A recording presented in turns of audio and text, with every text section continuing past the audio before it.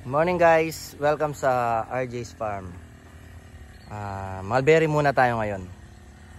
Bali yung mga mulberry natin na to, almost 4 months or 5 months na sila. Ito mga 3 months to eh. So tinest prune natin sila dati nung nakaraang 2 linggo. Pumutol muna tayo sa taas nila. Nag top prune muna tayo, and then ito sila ngayon, naglabas sila ng mga bunga. Pati itong mga malilit na to, yung nasa 3 months old na ayan, maglalabas sila. So ang gagawin natin ngayon ay tinatanggalan muna natin sila ng dahon sa bandang baba, kasi yung bandang baba yun ang matured part nila. So titingnan natin kung maglalabas pa sila na mas maraming bunga. Kaya simula bukas magsisimula na tayong kondisyon ng mga mulberry natin, kasi ang schedule ng pruning natin siguro September 15. So ngayon, ang ginawa ni Tata ngayon, nilinis muna niya yung ang mulberry natin. Ayan, ginascatter niya para magandang apakan. Kasi pag yung mayabong yung damo, makati sa paa. Ayan. So ang gagawin natin ngayon, bukas,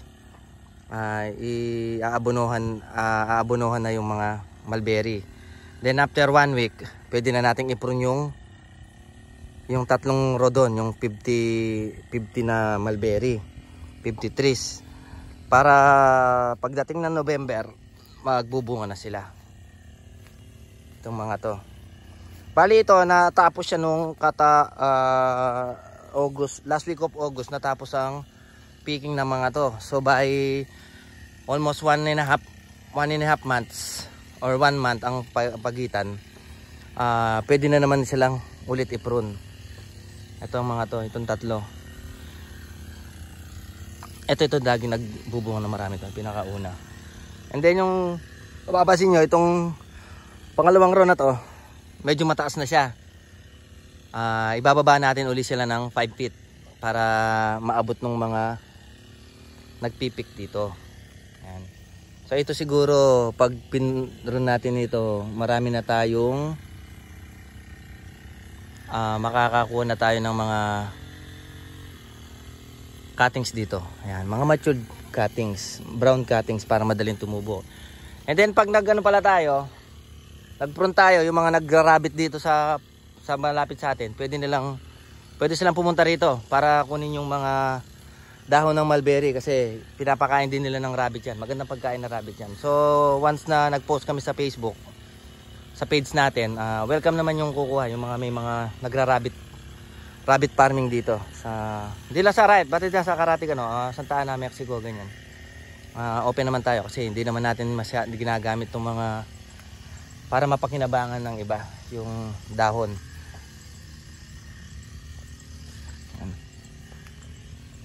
So ito rin, ayan, halos 1, 2, 3 50 rin to, almost 50 tong 3 rows na to.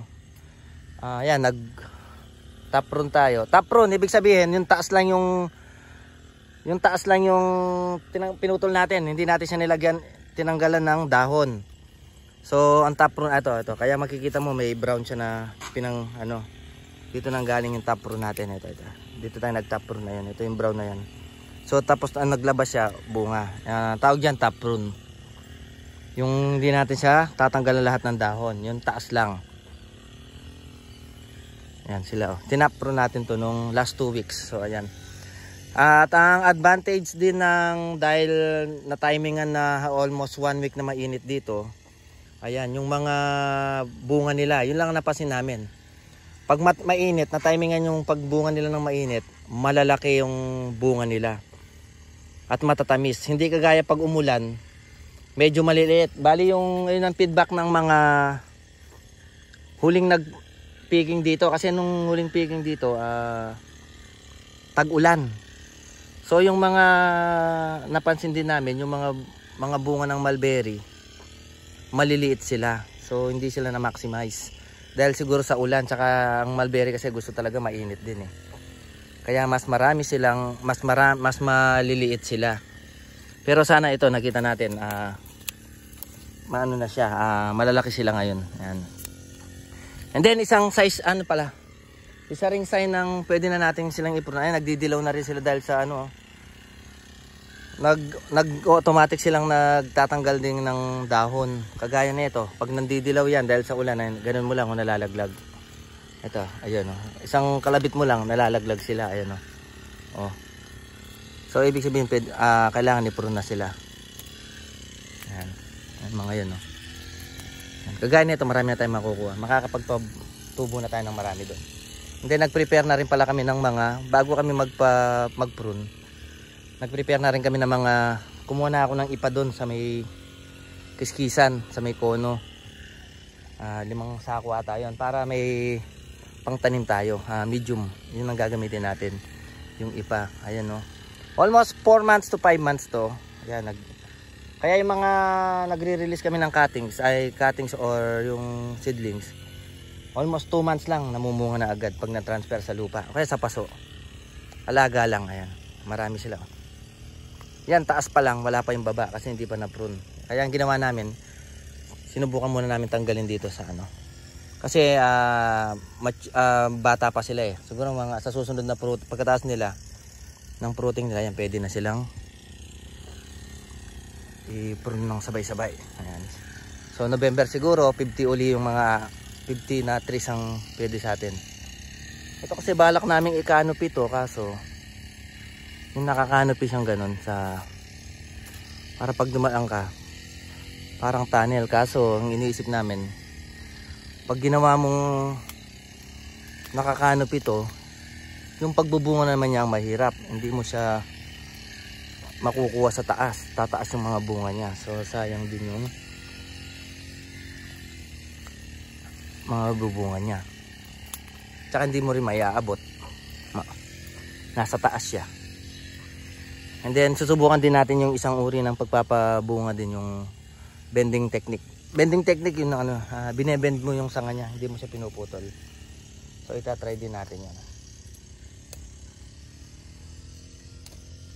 So ano natin bukas dito, triple porting, para may kondisyon yung mga mulberry natin. Ayan. Then yung palay pala natin dito, isa pa tong palay. Iba pa yung palay dun sa tabi ng kubo, tsaka dito sa tabi ng mulberry. Ayan. May ano na rin siya. Ayan. May mga bunga na. Ayan.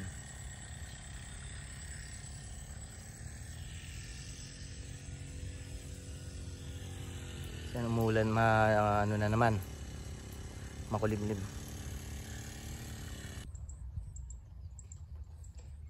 And then ito pa yung black giant natin. So medyo namumunga na siya.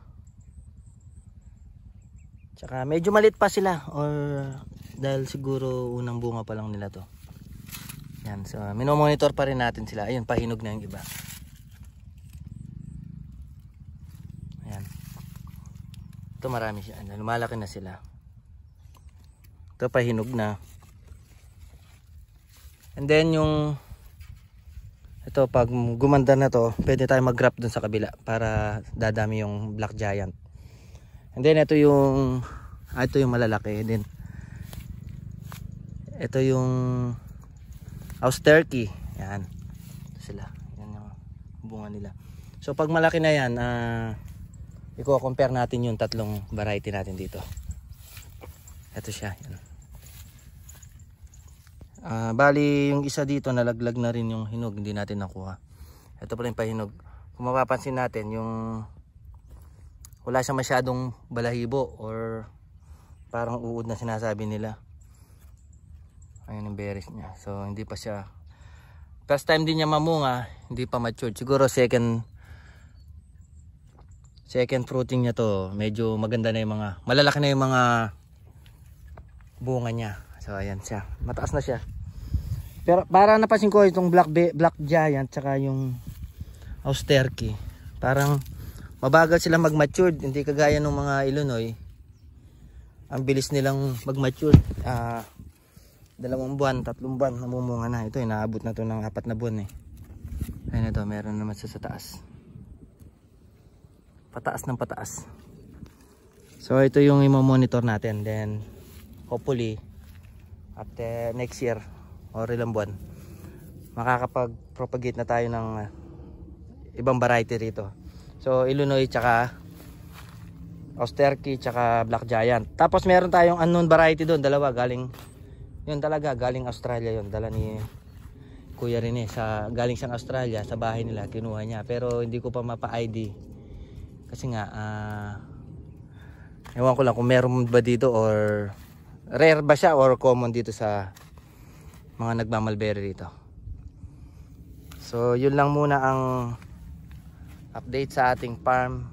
Then like, comment, and subscribe. Maraming salamat.